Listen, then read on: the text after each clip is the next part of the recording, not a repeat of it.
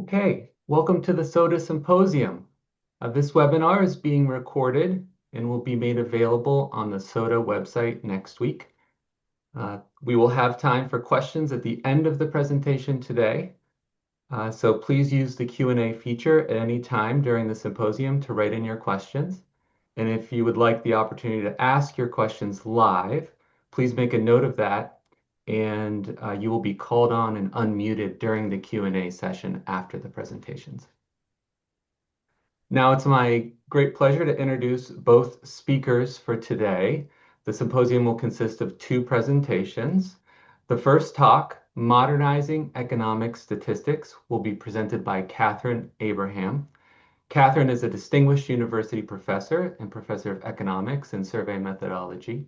Her published research includes papers on discrepancies in alternative measures of employment, wages and hours, the measurement of economic activity, the work and retirement decisions of older Americans, how government policies affect employers' choices concerning employment and hours over the business cycle, and the effects of financial aid on the decision to attend college. She served as commissioner of the Bureau of Labor Statistics from 1993 through 2001, and as a member of the President's Council of Economic Advisors from 2011 to 2013. Abraham currently serves on standing academic advisory committees convened by the Congressional Budget Office, Bureau of Economic Analysis, and Federal Reserve Bank of Chicago. She is a research associate of the National Bureau of Economic Research and a research fellow of the IZA, a member of the American Academy of Arts and Sciences, a distinguished fellow of the American Economic Association, and an elected fellow of the American Statistical Association and of the Society of Labor Economists. Abraham received her PhD in economics from Harvard University in 1982 and her BS in economics from Iowa State University in 1976. So that's the first talk for today. The second talk will be on a different topic, and I'll introduce the speaker now. The second talk is titled The Data of Impact at Coleridge, and this will be presented by Didem Tuzeman. So Didem Tuzeman is the Vice President of Research at Coleridge. In this role, she works with partners to develop research products and directs the Democratizing Our Data Challenge program. Previously, she was a senior economist at the Federal Reserve Bank of Kansas City. She also served as executive director of the Kansas City Federal Statistical Research Data Center. Didem joined the Federal Reserve after earning her PhD in economics from the University of Maryland, College Park. She also holds a BS degree in physics and an MA degree in economics from Boğaziçi University in Istanbul, Turkey. Didem is a labor economist whose research has studied changes in labor force participation patterns of various demographic groups due to shifting job opportunities in the labor market and economic downturns. She was among the first to document the disproportionate effects of the COVID-19 pandemic on women, especially those without a college degree and minority mothers. Her research findings have been cited in various news outlets, such as the Wall Street Journal, the New York Times, and Bloomberg. She has organized and co-organized various conferences over the years, including the Kansas City Fed's Women in System Economic Conference, which promotes research of women economists in the system. And she's been active in mentoring activities as she believes in the importance of mentoring and improving diversity and inclusion in the profession. So without further delay, I would like to invite Katharine to share your slides and for Didem to turn off your camera until your presentation. Thank you. Great. Thank you, Chris. Let me get my slides up here.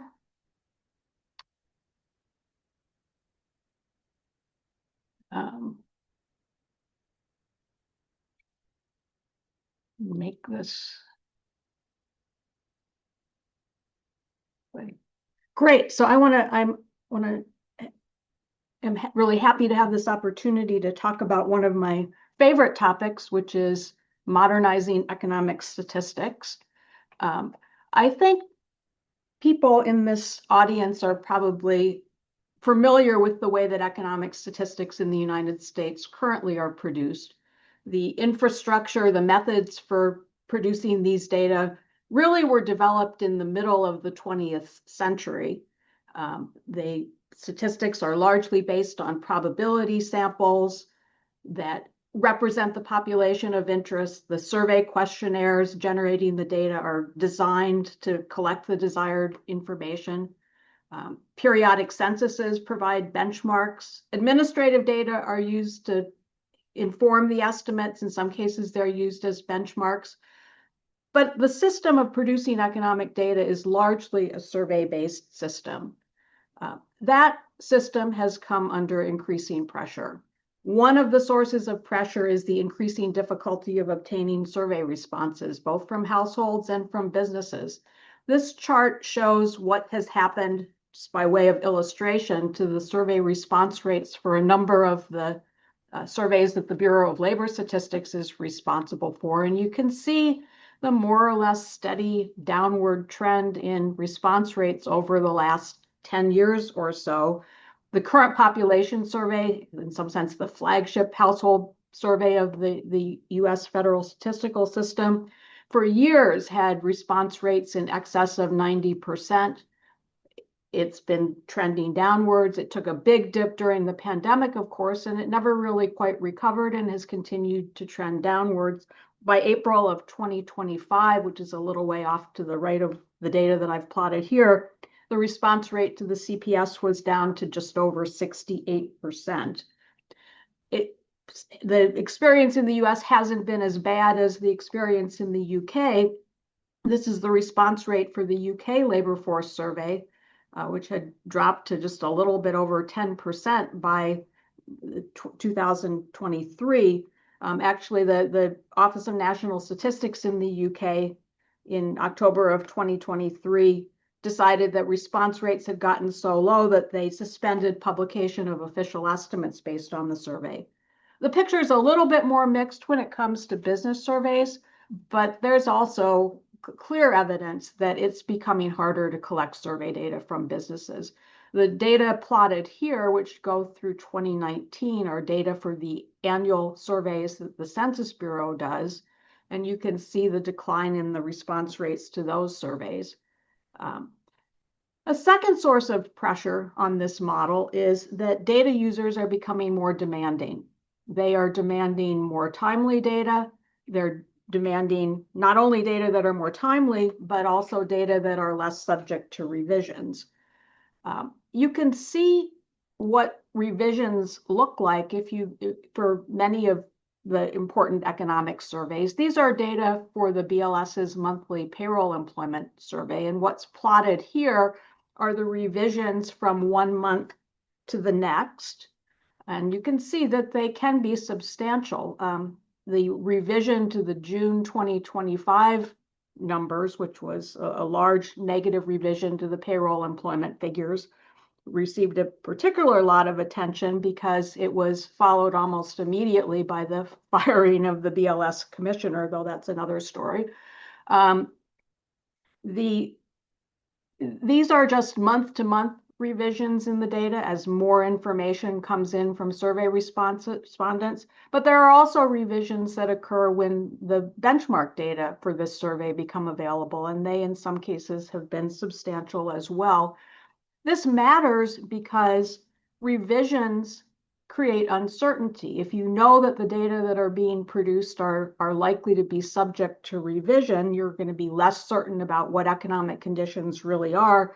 And there's good evidence that when businesses perceive there to be more uncertainty about where the economy is headed, they're less likely to invest, which translates into lower employment, lower output. So it really matters if there's uncertainty in these numbers. Just to give another illustration of that, and this time I'll look at the United Kingdom, these are data on the GDP estimates for the United Kingdom during the global financial crisis, 2007 through 2009, roughly. The black line in this figure shows what the contemporaneous information was saying about what was happening to GDP. The red line is showing what GDP looked like, or what we knew about GDP when all of the lagging data became available to inform those estimates. And you can see that the contemporaneous data really were not capturing the depth of the downturn in GDP during the global financial crisis. Why does that matter? It matters in part because it affects the decisions that various actors make. And an important actor in this case is the Bank of England, which sets monetary policy. The Bank of England, as this crisis was unfolding, it wasn't completely apparent in the data, kept interest rates high. Eventually, it became clear that the economy was collapsing and interest rates were cut, but that didn't happen right away. The Economic Center of Excellence, the Economic Statistics Center of Excellence in the UK has looked at this, and based on their assessment of what the response function to new information on the part of the Bank of England is, has estimated that if the Bank of England had known at the time how bad things really were, they would have cut interest rates sooner, and that would have had significant effects on output, on employment. Output and employment were lower than they should have been because the information wasn't available. Another source of pressure on the existing way of producing economic statistics is that data users are demanding more disaggregated data. They don't want just national data, they want state data, they want local data. And that's hard to produce with survey-based estimates because survey samples constrain the amount of disaggregation that's possible. And all of this is occurring in an environment where agency budgets are stagnant or declining, which makes things tough. The positive development in recent years is the fact that there's increasing amounts of other types of data out there in the world that potentially could be used to strengthen the economic statistics that the federal agencies produce. Some of these data are administrative data, and the economic statistics agencies in the United States have quite a lot of experience working with administrative data, and their use of administrative data is increasing. The thing that's relatively newer is the interest in using naturally occurring data from private sources in the production of economic statistics. These data are never going to be a substitute for all of the surveys that the federal government does to produce economic data, but in some cases, they can supplement and conceivably even replace some of those surveys. That might reduce respondent burden. It might allow the agencies to increase the timeliness or reduce the revisions in published data. It might let them produce more granular data, more geographically disaggregated data.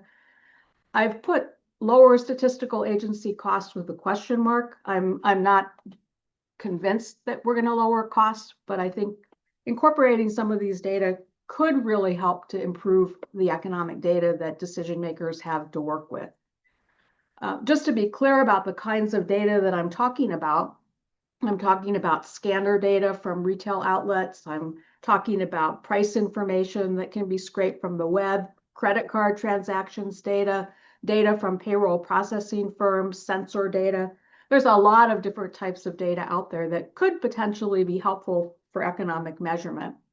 Just to be clear, the statistical agencies are actively exploring the potential uses of some of these data sources, just to give a very few examples of interesting and exciting things that are going on, and these are just examples.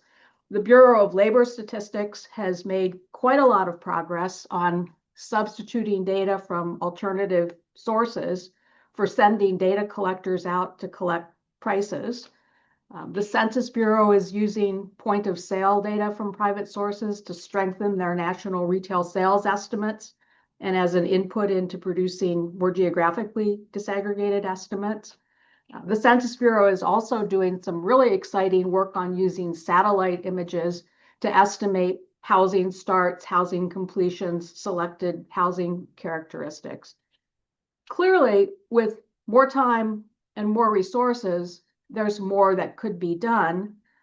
It's also, I think, possible to go beyond what I think largely has been happening to date, which is substituting new source data into the existing production processes to really rethinking the production processes themselves. And I'll come back to this in just a second. It's sort of in this context that a new initiative was recently launched. This is the Economic Measurement Research Institute. It's an institute that's housed at the National Bureau of Economic Research, together with Matthew Shapiro at the University of Michigan. I'm one of the co-directors. We've recently hired Dylan Rousier to be the executive director. The objective of the EMRI, as we call it, is to initiate and support research collaborations among the federal statistical agencies, the business community, and academic experts to advance improvements in economic statistics and the development of new economic measures. We're doing three types of things. One is that we are supporting research collaborations to develop new approaches that address agencies' priorities and, importantly, have a path towards implementation. Academic researchers often do really interesting research, some of it with a measurement flavor. But if the folks from the statistical agencies aren't involved from the beginning, what the academics develop also isn't really practical in terms of being implementable. And so our concept is to have these projects be joint from the beginning with people from the statistical agencies. We have some money to provide funds for junior researchers who want to purchase data to do economic measurement research. We plan to be convening workshops and conferences focused on improvements in economic measurement. But the core of what we're about is these research collaborations. I might mention we have received 3 years of initial funding for this endeavor from the National Science Foundation and also are being supported by the Sloan Foundation. So just to give a flavor of the projects that we are currently working on and where we might be headed, the project that's furthest along that is under the EMRI umbrella is the so-called RESET project, which refers to re-engineering statistics using economic transactions. Just by way of background, the RESET project is concerned with producing data on prices and quantities in the retail sector. The way this currently happens is that the Census Bureau collects information on sales, the Bureau of Labor Statistics collects information on prices, and then the Bureau of Economic Analysis uses that information to produce statistics on real output. The way this is structured, prices and quantities are collected separately. The data come from surveys. I've already commented on the increasing difficulty in obtaining survey responses. The surveys impose burden on respondents. They're costly to administer. The price and the revenue data don't always quite match up. So there's lots of issues about producing these statistics in the way that's currently done. The idea behind the RESET project is to measure both price inflation and components of real output together using item level transactions data, so point of sale or scanner data. So it would replace the current system of surveys and enumerations with a pipeline directly from these information systems that already exist to the statistical agencies.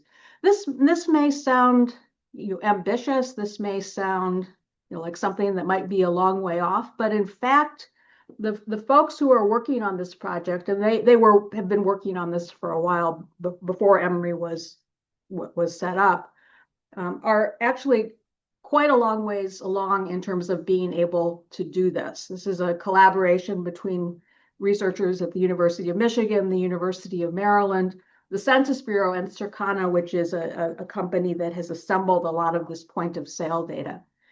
The goal, and they're pretty close to getting there, is to be able to produce national level indices of price and quantity that would come out simultaneously. They would be consistent. They'd be based on the same data. You would have a near census of transactions every month that would underlie these statistics. The company that the researchers are working with, Circana, has data for a near universe of transactions for most consumer goods.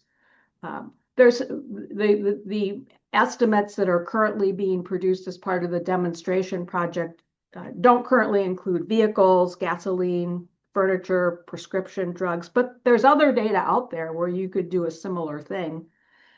The objective is to produce these indices monthly, to have them be at least as timely as the CPI and the GDP. There's obvious concerns about confidentiality. The way that the pipeline is being set up, individual firm data are never seen by the researchers. So this is, I think, a model for how one might rethink the way that an important set of economic statistics are produced. So this is one example. And as I said, this is the project that's furthest along. There's also a project currently underway in the labor market statistics area. This is an area where we really hope to do more. One of the things that people have been particularly interested in with respect to what's happening in the labor market in recent years is what's happening to the gig economy. If you look at household survey data, the red lines down at the bottom of this figure are all estimates of self-employment based on different household surveys. You just don't see any indication of the gig economy. People, gig workers are self-employed, so if there's more of them, you should see an increase in self-employment, and it really is not showing up in the household survey data. Administrative data, on the other hand, are picking up significant increases in self-employment. A set of researchers, including Andy Guerin and Dimitri Koustas, who are at Carnegie Mellon and the University of Chicago, respectively, have been doing a lot of work at the IRS on trying to track what's happening to gig employment. They're doing that by looking at 1099s that are filed as information returns by the various platform companies. You can see in the data that they've put together that there have been significant increases in the number of people working in the gig economy. The large majority of them are working in transportation and delivery. That's the Ubers, the Uber Eats, similar kinds of services. But there's also been significant growth in other types of platform work. This also shows sort of what the composition of the growth in that platform work has looked like. This figure goes up through 2023. One question is, to what extent are these people doing this as their primary job versus doing it to supplement other work? And it's some of both. An awful lot of it is supplementing other work. This is something that we'd really like to know more about. We'd really like to have an ongoing set of statistics produced by the federal government that shed light on this. The Census Bureau is working on developing data like this. We are actively talking with them about how our research team could contribute to the development of these statistics. But I also think there's more ambitious things that we could do in the labor statistics area. This chart is from a paper by a set of researchers at the Federal Reserve Board. The figure on the left, sort of similar to that figure that I showed you for the UK, shows what the real-time estimates of payroll employment were in the US during the Great Financial Crisis, and then what the final estimates were when all of the data had become available. And as you can see, the initial estimates understated how badly conditions had deteriorated. We didn't know that until quite a lot later when the benchmark data for this survey became available. On the right-hand side is a set of estimates that these researchers produced, combining data from ADP, which is a payroll services firm, with data from the Payroll Employment Survey. And because the payroll processing firm has more real-time information, their combined estimates did a better job in real time of picking up what was happening to employment. And I think there's really interesting possibilities for incorporating data from payroll service providers to strengthen the current employment statistics estimates. Another thing that the private sector data could help you with is understanding not just what's happening to employment, but what's happening to employment in particular occupations for workers of particular ages. All of that information is available in the payroll records, and if you could tap into that, you could enrich the statistics that you were producing. Just to mention one last area where the Emory is working, we've funded a couple of projects related to investments in R&D and other intangibles. Jan Eberly is leading one of them. James Trena is leading another. I won't get into the details since I am already over time. There's lots more that we could do, I think, by bringing academic researchers together with people in the business community and people in the federal statistical agencies. A really promising area is using private sector data to improve the production of geographically disaggregated statistics, in which, as I said, there's a lot of interest. We recently put out a call for proposals for people to suggest ideas for projects we might fund. We weren't able to fund all of them in this first round, but the people were thinking about really interesting projects related to using transactions data to trace flows of consumption across regions so that we better understand interregional connections, to incorporate administrative data into the production of state level income and poverty estimates, maybe to exploit remote sensing in ways that isn't already happening to improve crop estimates. There's lots to be done, and I'm really excited about this Emory initiative, but why don't I stop there? Thank you, Chris. Great, thank you very much. Next, I'd invite Didam to share your slides, and I'll just remind everyone that we will have time for questions at the end of the presentation. So it's a little bit hard to find, but in Zoom, at the bottom of the screen, there should be an icon for Q&A. And so feel free to type in your questions there during the presentations, and we'll try to get to as many as we can at the end. Thanks.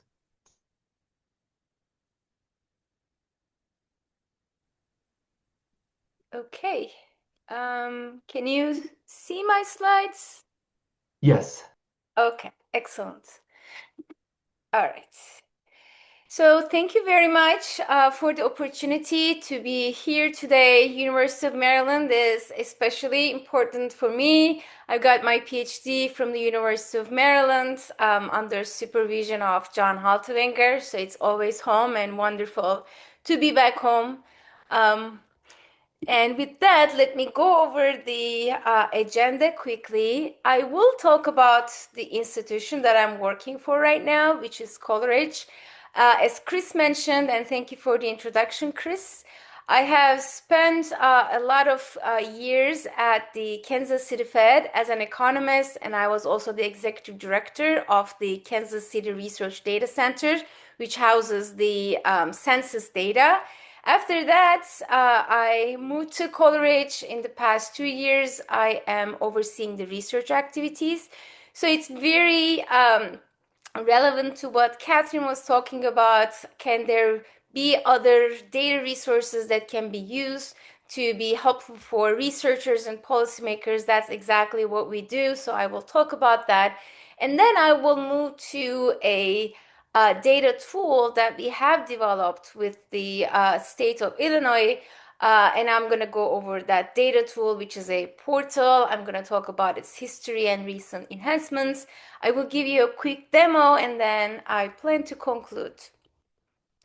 All right. So about Coleridge, we are a nonprofit organization working with government agencies, and our goal is to build capacity to ensure that administrative data are more effectively used for public decision making. So we do this through complementary channels. The first one is that we operate Administrative Data Research Facility, or the ADRF for short, which is a secure and FedRAMP authorized platform that can host administrative data in a secure way. So not only that it's very secure in line with the FedRAMP authorization, but it's also very easy to navigate. So we are able to bring data from government agencies and help the researchers and government agency staff work with their own data in our platform. So that's one thing, that technology. But in addition to technology, of course, there is need for other services to build capacity. So first of those is our applied data analytics training. These are geared to enhance data literacy and technical skills through rigorous and modern methods of analysis. So these are really in hands-on trainings that we provide in our research facility. So people who come to these trainings will enhance their data literacy, maybe develop some data tools, write reports, etc. We help them throughout the way to use the administrative data for some rigorous analysis. And then we support data collaboratives, which are very important. We see the importance of bringing states and agencies together so that they can jointly develop data products, because we see that there are some common issues that the policymakers and practitioners are willing to address, and sometimes the joint development of these tools is very critical. And then we build data linkages for large-scale data infrastructures, connecting different administrative data sets. So again, our ADRF facility is where we do this, and then we provide these infrastructures so that the policymakers and practitioners can have richer insights. So this is, in a nutshell, what Coleridge is about. Now, coming to what Katharine was talking about, there is lots of problems, of course, with measurement of economic activity.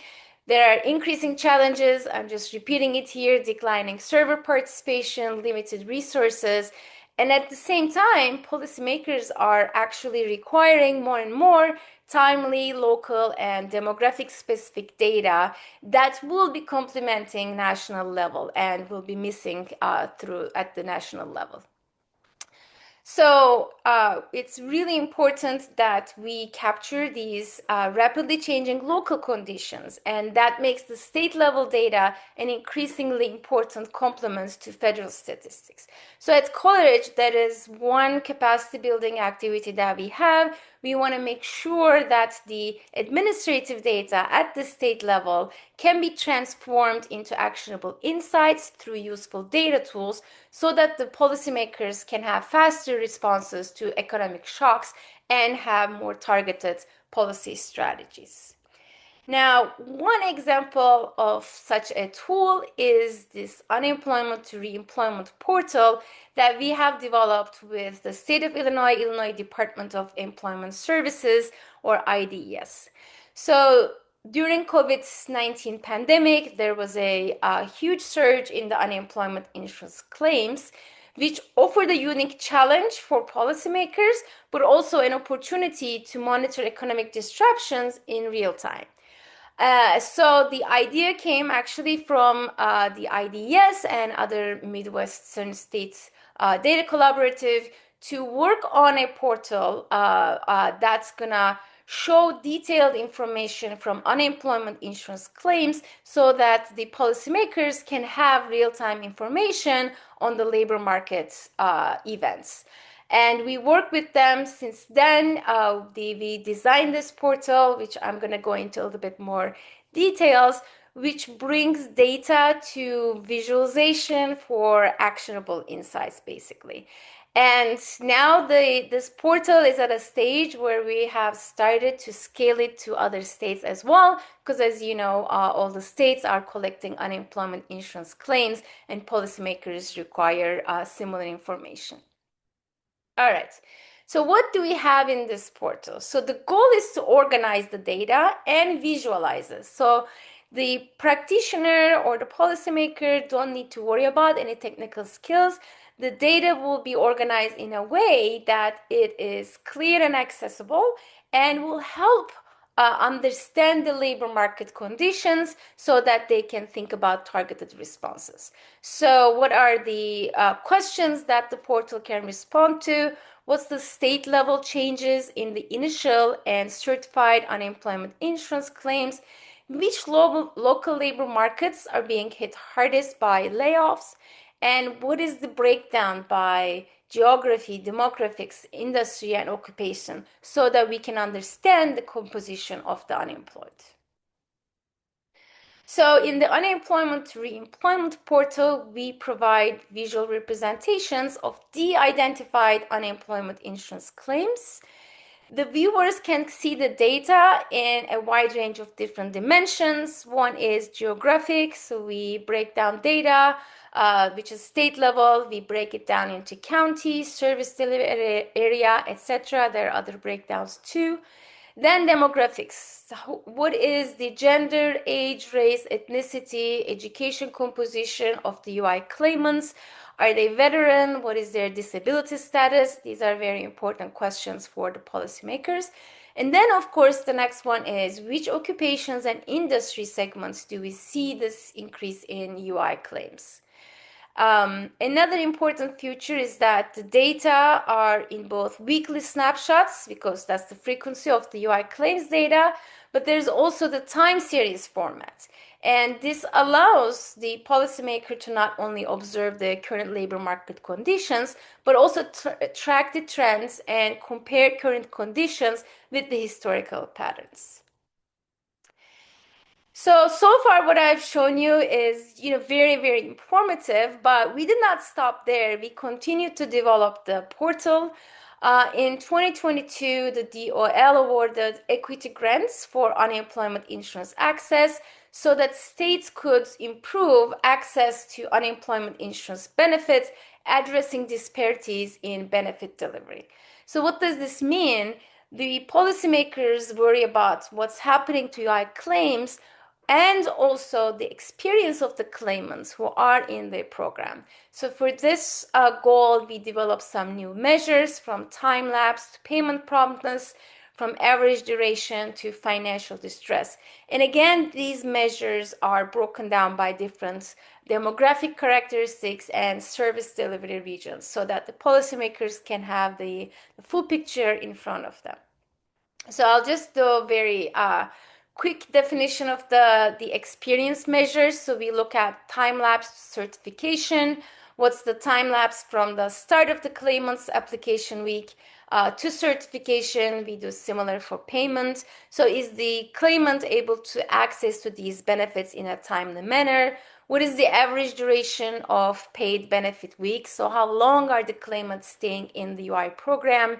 And then I'll mention here the financial distress. We can also look at the pre-separation wages of the claimants and compare that with the benefits they're receiving, just to understand what is the financial distress that they are facing. All right, so with that, let me stop and go to a demo of the portal. Okay, oops. All right. So this is the unemployment to re-employment portal. So we have the claimant type option, so we can see initial claimants and then certified claimants separately. We can see the weekly measure, but also we can change the week to say, earlier during the 21. Let me just keep the latest data. And then we can select the region type. So it can be the state level data or economic development region, service delivery, workforce board area, etc. So here we have the heat map that's broken down the state by the counties. So I always give the example of Cook County. That's where Chicago is. So when the practitioner looks at this map, they can see where their claims are more heavily distributed, which counties have higher levels of claims. And then going on one of the, say, Cook County, it shows a summary of information. What's the number of initial claims? What's the share of those people as share of employed, etc. And let me just warn you, none of these numbers make sense. Of course, I'm not showing real data. So these are all made up numbers just to demo the capabilities of the dashboard. And then initial claimants, so we had the state level at this week ending 01/25/25. Now, what is the breakdown by demographic characteristics? So by gender, age group, education, race, ethnicity, veteran, and disability. And then as I mentioned before, here we have the time series. So the practitioner can now compare what's happening in 25 to earlier periods just to have that comparison. Now, the other thing they would like to know, now that they know the numbers by geographic and demographic characteristics, which industries are being impacted the most. So here, again, it's possible to choose different regions, but now you can also choose different industries. And then we have here a share of certified claimants or initial claimants, whichever you want to look at, by different industries. And then it's possible to, look at by title or the percentage. Here, for example, I'm choosing manufacturing, that's shown in red. And now within manufacturing, it's possible to look at the breakdown by demographics. So by gender, age, education, again, all the demographics that we have looked at. And then on the right-hand side, we'll be able to see now what's the manufacturing claims percentage in different counties within the state. And then now within manufacturing, we want to look at the composition by occupation. And then, as would be expected, within manufacturing, the increase in the claims has been most in production occupation. That is as expected. Now, if I expand, I can actually look at time series of these occupations. So let me deselect all and then just focus on production, and then can do zoom in different time periods. All right, so now let me move on to, this was for initial claimants. We can also do this for certified claimants. The 3 tabs will be exactly the same. Now, the enhancements are now here for the certified claimants. This is for the policymakers to understand the experience of the UI claimants. So here are different measures. For example, I clicked on time-lapse to first certification. And again, it's possible to look at by region.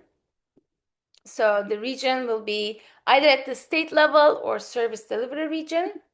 It's possible to look at a single week, but also 4-week moving average, as this will smooth some of the weekly transitions.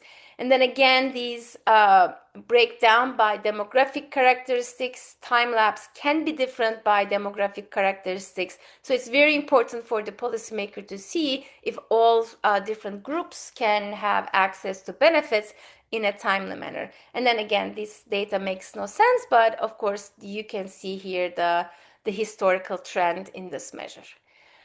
Now, I don't know how I'm doing with time, but I want to show one more from here, which is financial distress. So as I said, we have done some data linkage. So we are looking at the pre-separation wages of the UI claimant and then comparing that with the benefits that they're receiving. So, and we think of this as a measure of financial distress. So the negative numbers will show that compared to their pre-separation wages, they are now earning less. And we can see this breakdown for different wage groups. For low, medium, high, we have a standardization of that based on the this distribution of wages. And then again, we can break this down by different demographic groups. And then it's possible to see the time trend on this, so we can see based on where we are in the economy, whether the financial distress is much worse compared to historical norms. All right. So now let me go back to my slides. Hopefully that was a useful demo. There's so much more to explore, so please let me know if you have any questions on the portal. Okay, so let me just summarize why the portal is very important for the user. So first of all, it is timely. So, as we get data at the weekly frequency, the portal can be updated with the most recent data. And, as the data comes to the ADRF, this is a very rapid process. It is user-oriented, so it's built with JavaScript that is enhancing the user experience so that there are lots of interactive tools. The practitioners can do lots of different cuts and slices of the data. As I said, it's interactive, and especially the maps and the charts are designed to look at one snapshot, but also compare with the historical patterns. And then we can allow for tiered access where people from different audiences can have different information. All right, so I'm going to conclude that this data tool was designed to use the state-level administrative data, take the data to clearly accessible visualization so that the practitioners can see things easily and in a timely manner. This is important for important insights for policymaking. We've really enjoyed working on this with IDS, and as I said, now we're scaling the portal to other states. So please stay tuned for more from us. Again, I'm gonna repeat, it's very important to use alternative data sets to complement the very important federal statistics. One example here I showed is use of state-level administrative data. And then finally, if you want to learn more about our work, we have our annual national conference coming up, Data Beyond Borders. It's going to be March 25 and 6 in Arlington, Virginia, but there will also be virtual access where you can attend several sessions. So if you have any questions, please let us know, and please do stay in touch. Wonderful. Thanks a lot. So we now have about 10 minutes for Q&A, and I see that there are, looks like 7 questions already that have been posted.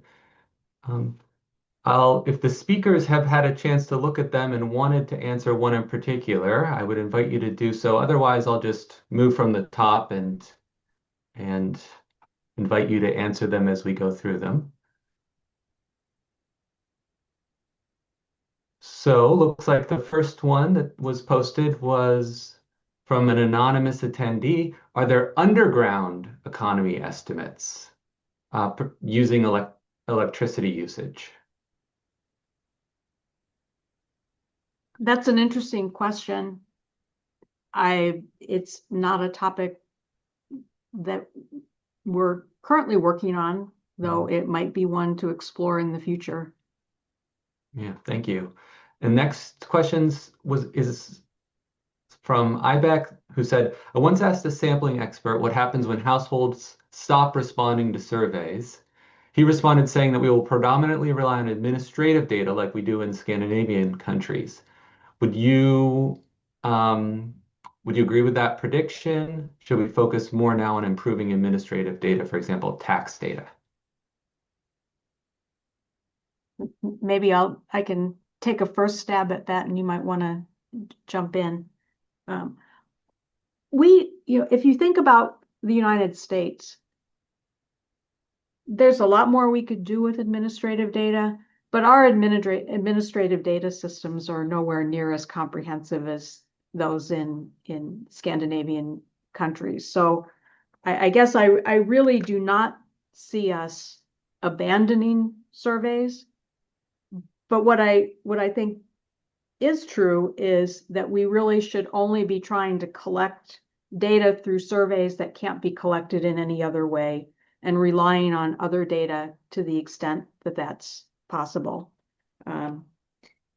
if you want to know about people's people's job search behavior, if you want to know about a lot of other things related to people's jobs, you're actually going to have to ask them. It's not going to show up in administrative data. I don't know if you have other thoughts on that item. Yeah, I agree with you. Survey data is very important to answer specific questions. I know that, there are some Fed efforts to add questions to some of the periodic surveys to answer different questions. So I agree, we need to be specific in the types of surveys that we conduct for the questions to be answered, and improving admin data. That is definitely something all policymakers should be thinking about. I just gave you example, the state level data. There are some data sets that are more standardized across states, but there are others that are less so. It would be great if we can get to a point where state level admin data is not only improved but standardized, so can be used together by different agencies and different states together. Yeah. All right, thanks. The next question is from Jonathan. Thank you for the fascinating webinar. How is the data from private sources, such as credit card swipes, payroll stubs, etc., procured by public institutions, such as the DOL and UMD? And I think this question probably applies both to the Economic Measurement Research Institute, but also the portal that you developed in partnership with Illinois state government. And I had a similar question as this. What is the process of data procurement like? And it probably varies across data providers, but if you could say more about that, I think it would be helpful. That is a huge question that I more or less glossed over in my presentation. Some of the kinds of alternative data that you might imagine using are basically publicly available. Data that are posted to the web are basically publicly available. Scanner, satellite sensing data that are collected by the government are basically publicly available. But the point of sale data, payroll processing firm data are privately held. And the process for integrating those kinds of data into the production of official statistics has to involve coming to some kind of agreement, probably a contractual agreement with the data providing firms. The reset project that I described is being carried out in collaboration with Circana. There's a contract between the reset team and Circana to produce the data that they need to do what they're doing. If this becomes part of how we produce official statistics, there would need to be a contractual agreement between, in that case, I suspect the BLS, the Census Bureau, the firm providing the data. This is a reason why I think in addition to doing some of the kinds of things I talked about, we might want to think about how the statistical agencies are structured. In the old world, it was fine to have the BLS separate from the Census Bureau, separate from the BEA. But if you're talking about using some of these alternative sources of data that might feed statistics produced by all three of these agencies, it probably makes more sense to have the government, just one negotiation between the government and the private companies, which might call for some restructuring. That's not a complete answer, but it's a big issue, and I'm glad someone raised the question. Well, in our case, the data comes to our research facility after contractual agreements with the states and with the goal to do a data product or write a report or something useful for policymakers at the state level. And those contracts are in place, which ensure that the data owner is always the state. So we're not the data owners, we just help them build these tools, build the capacity so that the data can be used by the practitioners. So this is just for Coleridge, that's what I'm saying. But yes, data sharing at the state level or others with the private companies can take some time. There's need for some standardization there as well. Thank you. Next question is from Richard Valiant. How does the EMRI, or how does what EMRI is doing on prices and quantities differ from the now defunct MIT Billion Prices project? Thank you, Rick, for that question. There's different sources of alternative data on prices. The old Billion Prices project, which is it's now the work is ongoing, but it's now a private company that's producing a product that it sells. Got its information from the web, so it was web scraping prices. The Reset project is using point of sale data, so scanner data, basically. The advantage of the scanner data is that you have both prices and quantities, which if you're scraping from the web, you don't have, which means that it's possible using the scanner data to produce integrated estimates of both prices and sales. So it's different in that's the main respect in which it's different. Thanks. Next question is from Kathleen. Have you made any traction with BLS using alternative data? I mean, I should say the BLS, internally, folks at the BLS are working on expanding the use of alternative data in a variety of ways. I mentioned one of them, which is the use of alternative data to feed into the production of the consumer price index. A fairly significant fraction of the prices that go into the calculation of the CPI are now coming from alternative sources.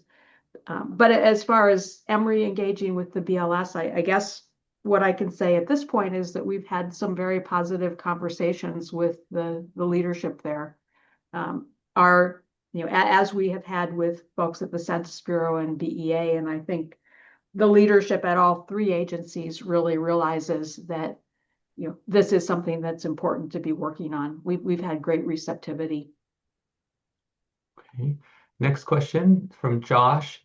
I think this overlaps with an earlier question about data procurement. Any idea of the willingness of companies like ADP to share their data with the federal government for statistical purposes?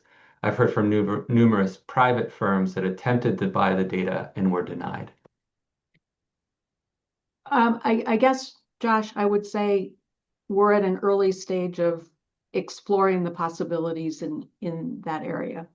I do think this is a direction that we have to go. How we get from here to there is the path is not entirely clear at this point. Mm-hmm. Thanks. I think we have time for just one more this is for Dietem. Do you worry that policy changes to UI, I'm thinking that stands for unemployment insurance, Yes. requirements may cause issues, especially for any time series analyses? Okay, so I'm going to answer this from my point of view as a labor economist. I would not be worried because we have seen policy changes to UI requirements before. So we do know of this big surge in the UI claimants during the pandemic. We know that part of that is because the eligibility criteria was completely different than what was in normal times.